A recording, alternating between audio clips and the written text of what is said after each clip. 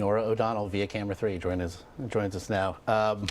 That's a different sort of poetry, I suppose. Right. Royals, they're just like us. Yeah. But he does seem moved in a very fundamental way by what it is he's doing. I know it's not a surprise considering his own life, but what surprised you?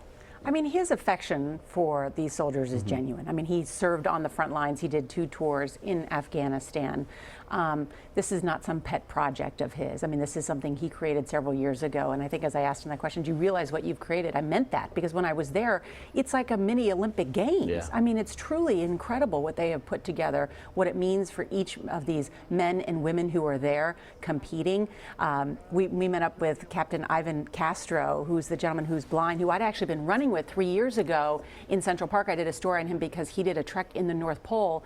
And I turned around and saw him, was so surprised, and Prince Harry said, "Oh, that's Ivan." You know, he knew exactly who he was. He went over, he, gave him a big hug, and then he started to tease a blind veteran, saying, "What are you doing wearing a pink shirt?" Of course, he had on a red, white, and blue USA shirt. But that's the kind of jocularity that Prince Harry has. And as another veteran said to me, he's our brother. So it's a genuine camaraderie between him and these veterans. And you did get a chance as well to speak to some of these athletes.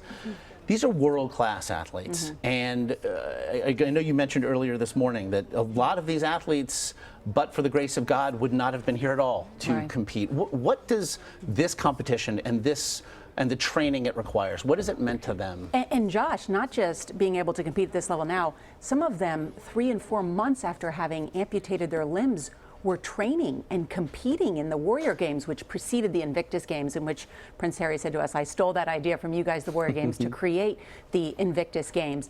And I think over the years, I've done lots of stories on veterans because I'm from a military family, but it's not just the physical recovery. This is an emotional recovery. They call it the invisible wounds of war that we know, and so many of our veterans suffer with depression, with suicidal thoughts. The being back in a team atmosphere, that physical activity can actually help change the mind. And so that's what I think a lot of this is. And by the way, Orlando, Florida might be the nicest place in the world. I mean, it's Disney World too. Disney World too, but everyone was so happy to be there, and last night's ceremonies were truly incredible. And we did see the President George W. Bush there, and look, our days are spent parsing partisanship these days, but for somebody who's really going to be sitting out the presidential election, as he said, I had a chance to sit down with him a couple years ago before a Warrior Games golf event. I know this is something that means a lot to him. I mean, this is bridging the aisle here. It is. And look, President George W. Bush faces a very heavy burden. He started these 2 wars. He started the war in Afghanistan in response to a war that was brought to the United States, 9/11, but he also started the Iraq War. And as a result, we have tens and tens of thousands of injured veterans.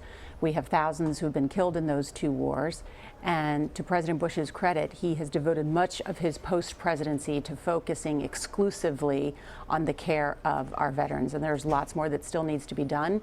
But I think it says a lot about these Invictus Games and Prince Harry's commitment that the First Lady was there, that former President George W. Bush, Vice President Biden is going later in the week, that there's a real shared consensus that focusing on our veterans and helping them recover is our #1 priority. The best sort of bipartisanship, to be sure. True. Beautiful interview and a wonderful piece. Really looking forward to the whole thing. It was nice to be with Prince Harry. It's great. He's fun. And congratulations on the award at the White House Correspondents' Dinner, by the way. Norah O'Donnell, everybody. Thank you. Thank you. There you go. As I'm blowing through a heart out. I thought you were going to say. I thought you were going to say something about my jumpsuit. This is listen, like it's like I feel like forward. a stingray. Trust me, fashion forward. I could swim in this. It's terrific. You can. There's a superhero aspect, but There's she a little is. bit. What's the day after Mother's Day? She is our superhero, and a happy Mother's Day, by the way, as well.